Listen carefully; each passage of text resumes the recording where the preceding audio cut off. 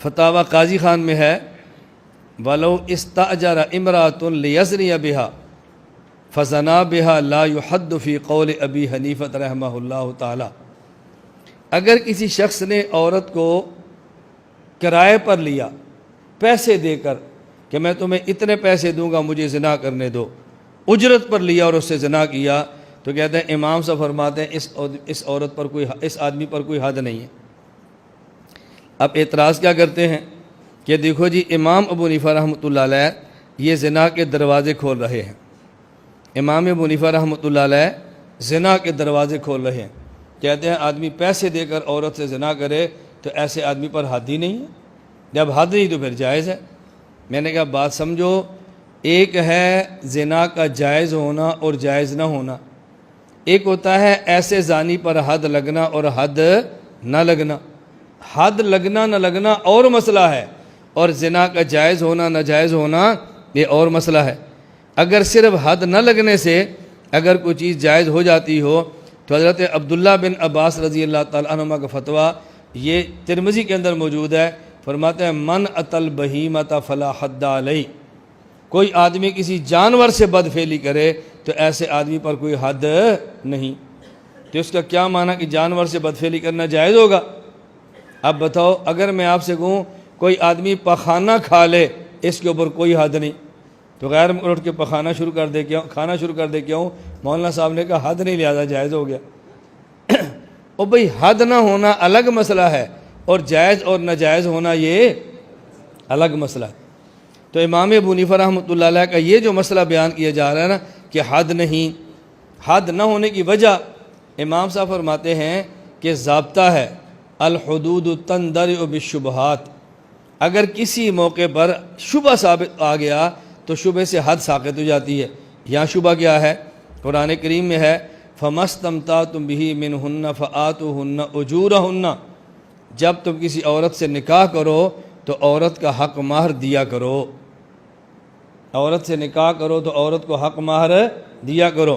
تو یہ جو اس نے عورت کے ساتھ ہم بستری کی ہے اور بدلے میں پیسے دیے ہیں، نکاح والا بندہ بھی عورت سے نکاح کرتا ہے اور بدلے بزا کے طور پہ پیسے دیتا ہے۔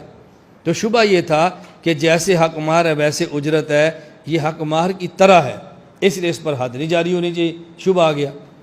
اب ذہن میں سوال آئے گا بھائی وہ تو تب ہے جب نکاح ہو اور پھر پیسے دیں حق مہر، اس نے تو نکاح نہیں کیا اور پھر پیسے دیے، یہ حق مہر کے مشابہ کیسے ہو گیا؟ ہم نے کہا یہ نکاح کے مشابہ ہے۔ کیوں؟ نکاح میں یہ ہوتا ہے کہ دو آدمی گواہ ہوں اور مرد عورت ایجاب و قبول کر لیں، اور اگر گواہ نہ ہوں ایجاب و قبول کریں تو امام مالک فرماتے ہیں پھر بھی نکاح ہو جاتا ہے۔ حضرت امام مالک یہاں گواہ شرط نہیں ہے۔ تو چونکہ فقہ مالکی میں بغیر گواہوں کے ایجاب و قبول کرنے سے نکاح ہو جاتا ہے، تو یہ شبہ ہے کہ مرد عورت راضی بھی ہیں اور پیسے بھی دیے ہیں، تو نکاح کا بھی شبہ موجود ہے اور حق مہر کا بھی شبہ موجود ہے، لہذا اس کے اوپر حد جاری نہیں ہونی چاہیے۔ اور ایسا مسئلہ احادیث کے اندر بھی موجود ہے، مثلا رسول اکرم صلی اللہ علیہ وسلم نے ارشاد فرمایا ایما امرأۃ نکحت، کوئی عورت اپنا نکاح کرے بغیر اذن ولیہا، اپنے گھر کے سربراہ اور ولی کی اجازت کے بغیر، فنکاحھا باطل فنکاحھا باطل فنکاحھا باطل، تو اس کا نکاح باطل ہوگا باطل ہوگا باطل ہوگا۔ آگے فرمایا فإن دخل بها، اگر بغیر ولی کی اجازت کے نکاح کر لیا اور اس کے شوہر سے ہم بستری بھی کر لی، اللہ کے نبی فرماتے ہیں فلها المہر بما استحل من فرجها، چونکہ اس نے حلال طریقے سے ہم بستری کی ہے لہذا اس عورت کو حق مہر ادا کرے گا، حق مہر پھر بھی دے گا۔ اور حق مہر کون سا ہوگا؟ حق مہر مصری ہوگا، جو عام طور پہ اس علاقے میں اس خاندان کی عورت کا حق مہر ہوتا ہے۔ اب دیکھو نکاح کو باطل بھی فرمایا جا رہا ہے اور شرمگاہ کو حلال بھی کیا جا رہا ہے اور حق مہر بھی ثابت کیا جا رہا ہے۔ میری بات سمجھ آ گئی؟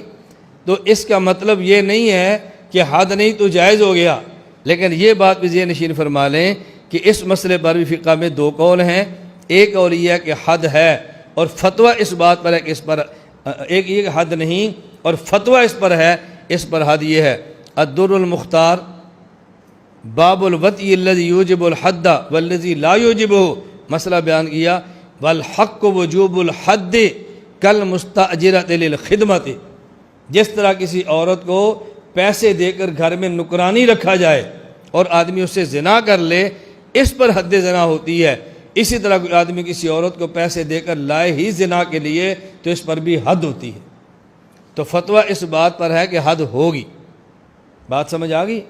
اب دو باتیں سمجھ لیں، اس مسئلے پر دو قول آگے، ایک قول یہ کہ حد نہیں، اور ایک قول یہ کہ حد، اگر حد نہ ہو تو جائز پھر بھی نہیں ہے، اور اگر حد ہو تو فتویٰ اس پر ہے کہ حد ہونا چاہیے۔